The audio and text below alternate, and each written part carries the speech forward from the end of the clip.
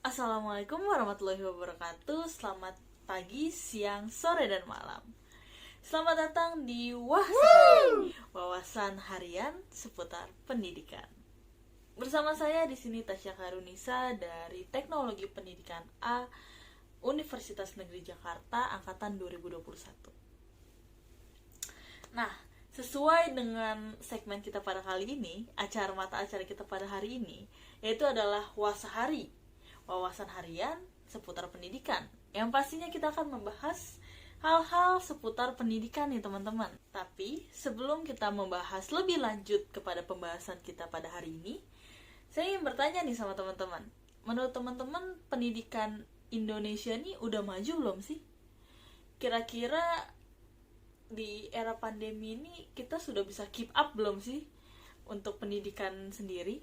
Kalau menurut saya sendiri ya teman-teman, kalau pendidikan kita saat ini nih sudah mulai berkembang pesat nih teman-teman. Karena dengan berkembangnya zaman, dimana kita juga masuk di era globalisasi, kita dalam dunia pendidikan juga ikut berkembang nih teman-teman. Dimana kita bisa lihat di contohnya seperti pada masa sekarang sudah banyak inovasi-inovasi pendidikan yang telah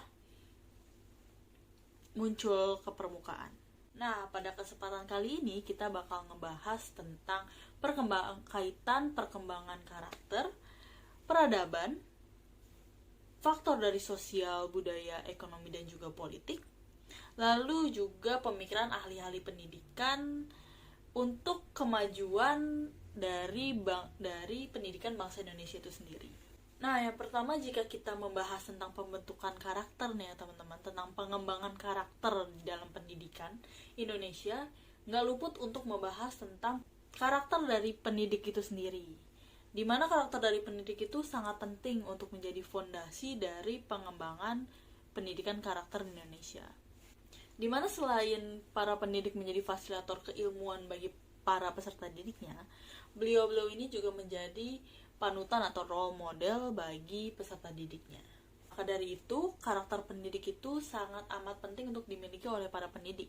Di mana menjadi seorang pendidik harus memiliki tekad yang kuat dan juga dedikasi tinggi dalam pekerjaannya. Mereka juga harus mengayomi peserta didik tanpa melihat atau pilih kasih di antara peserta didik yang satu dan yang lainnya.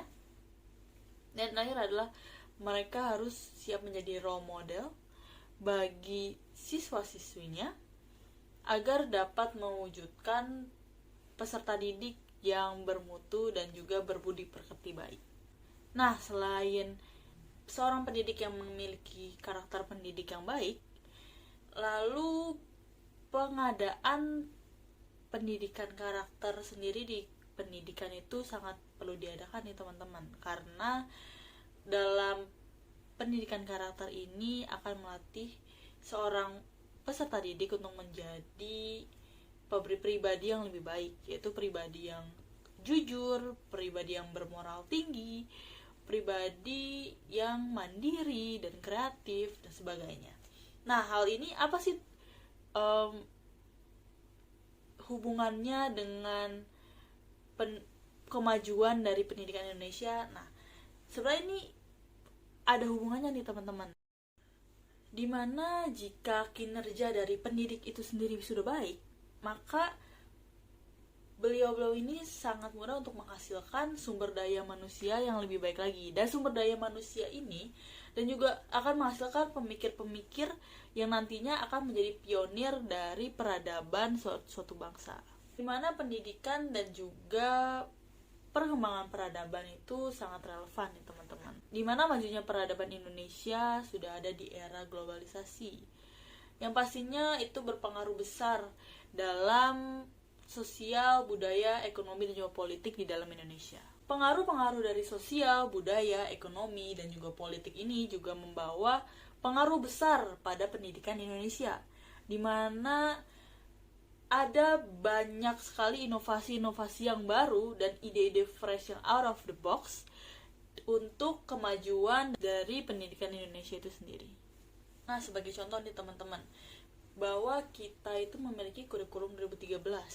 Nah, kurikulum 2013 ini sangat berbeda dari budaya-budaya pendidikan Indonesia dulunya, dimana kebanyakan dalam sekolah-sekolah pada zaman dahulu guru itu sebagai pusat dari pembelajaran. Guru-guru melakukan metode pembelajaran dengan metode ceramah, dan kadang tidak ada timbal balik atau komunikasi dua arah. Komunikasi dalam pembelajaran akan terjadi cuma hanya satu arah pada zaman dahulu. Tapi pada zaman sekarang, di mana di kurikulum 2013 ini terdapat inovasi Student Learning Center, di mana pembelajaran berpusat di siswanya dan guru hanya sebagai fasilitator. Nah, inovasi tersebut membawa dampak kemajuan bagi pendidikan Indonesia. Karena pada metode Student Learning Center ini keaktifan siswa, kemandirian, kekreativitasan, dan juga keterampilan akan diasah lebih baik lagi.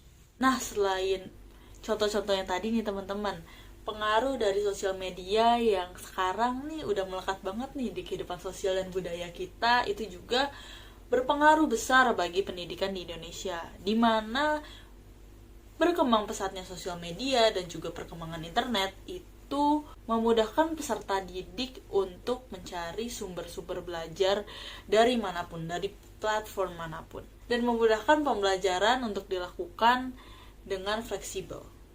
Nah, teman-teman, kalau kita melihat dari perkembangan ekonominya itu sendiri, peran ekonomi sangat amat besar nih bagi majunya pendidikan di Indonesia, di mana selain menjadi atau ada alokasi dana untuk pembangunan infrastruktur pendidikan di Indonesia sendiri, ada juga penyediaan atau pemberian beasiswa bagi peserta didik di Indonesia, di mana pemberian beasiswa ini sangat amat membantu bagi peserta didik di Indonesia yang mungkin kurang mampu. Tetapi selain itu ada juga beasiswa yang mengantarkan peserta didik Indonesia atau anak-anak Indonesia untuk berkarya atau belajar di luar negeri. Hal ini juga berkaitan nih teman-teman sama politik, di mana itu adalah bentuk kerjasama dari negara kita dengan negara lainnya untuk memajukan sumber daya manusia dan meningkatkan mutu dari pendidikan Indonesia. Selain contoh-contoh yang tadi, ada lagi nih teman-teman, contoh yang sangat amat dekat nih sama kita sebagai seorang mahasiswa, yaitu adalah adanya program Merdeka Belajar Kampus Merdeka. Nah, siapa nih di antara teman-teman yang mungkin pengen ikutan atau mungkin udah daftar di program kali ini? Nah, Merdeka Belajar Kampus Merdeka ini itu memberikan kemerdekaan atau kebebasan melakukan pembelajaran bagi lembaga pendidikan, guru atau dosen, maupun mahasiswa atau siswanya itu sendiri. Nah, kalian tahu gak sih kalau hal ini tuh sangat amat relevan sama pemikiran dari tokoh pendidikan Indonesia, yaitu Ki Hajar Dewantoro, di mana beliau ini memandang bahwa kemerdekaan belajar bagi peserta didik itu adalah pendidikan yang ideal. Karena dengan adanya kemerdekaan belajar itu sendiri dapat meningkatkan atau mengembangkan minat, bakat, dan juga potensi dari peserta didik itu sendiri sebagai rahmat Tuhan Yang Maha Esa. Wah, teman-teman, udah gak kerasa kalau kita udah ada di penghujung acara, dimana di sini saya akan membacakan kesimpulan dari pembahasan kita pada hari ini. Dimana kesimpulannya adalah semua faktor, yaitu adalah ada pengembangan karakter, peradaban, faktor sosial, budaya, ekonomi, politik, dan juga pemikiran-pemikiran ahli di Indonesia ini sangat relevan nih atau sangat berkaitan untuk memajukan pendidikan di Indonesia.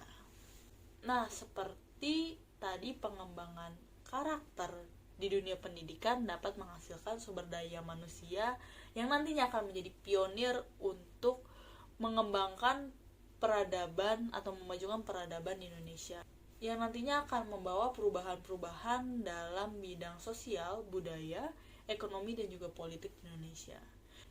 di mana dengan perubahan tersebut akan membawa inovasi-inovasi baru atau ide-ide yang out of the box untuk pendidikan Indonesia tersebut. Nah, nggak lupa juga bahwa inovasi-inovasi tersebut sangat relevan atau juga kadang berlandaskan oleh pemikiran-pemikiran ahli di pendidikan di Indonesia. Dengan pembacaan kesimpulan, maka udah berakhir nih teman-teman acara kita pada hari ini.